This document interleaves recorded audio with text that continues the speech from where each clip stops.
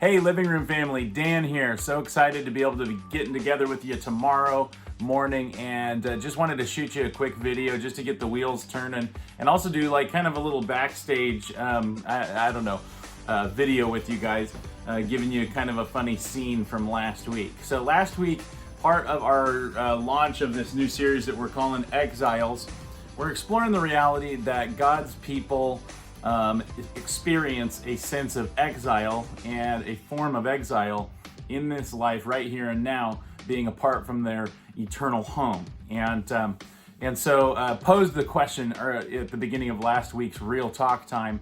Have you ever gone through one of those drive-throughs, a Starbucks or Dutch Bros, or one of those coffee drive-throughs, or had an interaction where on a Sunday morning someone asks you, "So what are you up to today?" And you kind of like, maybe if you're with like me at all, you feel a little bit of tension. You could kind of give a general answer and kind of and not experience any whatever disappointment, backlash, or anything of the sort, or questions, or or you could say, "Yeah, I'm on my way to church. I'm a Jesus follower. I can't wait to go worship him," or whatever the answer might be.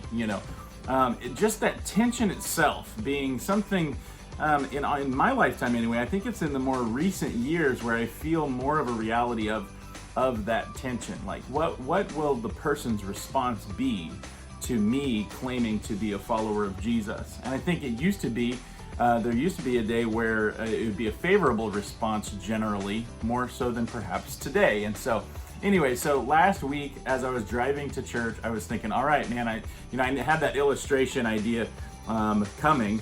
And so I was like, my daughter and I actually went through a drive-through on our way to church, and I'm like, here it is.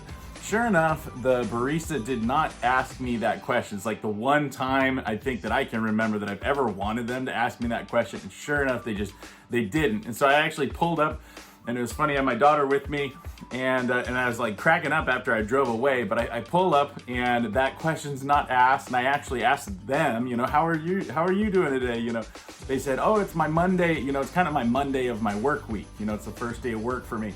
And I go, "Well, it's kind of that way for me too," thinking that he might go, "Really, what do you do?" Or just kind of prompting the question along.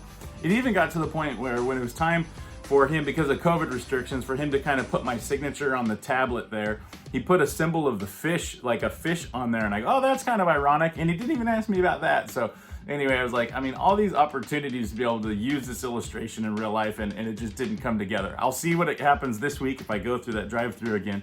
But anyway, I just want to give you guys that kind of funny background of all the days where I'm like, come on, ask me what I'm up to today. It just didn't happen that day. So anyway, I thought that was kind of funny. So last week, as just kind of preparatory stuff, even for tomorrow, last week we talked about the reality of when God's people find themselves in exile, which in fact we are, away from our forever home, just that feeling and experience and the reality of being in exile. What should our response be as God's people, as Jesus following people? And we said, okay, well, one extreme would be to confront, kind of fight against this system that we find ourselves in, or this experience we find ourselves in. Another one would be to conform to it. So like polar extreme opposites kind of. And we kind of explored that at more length last week. If you get a chance, go watch that video from Sunday morning.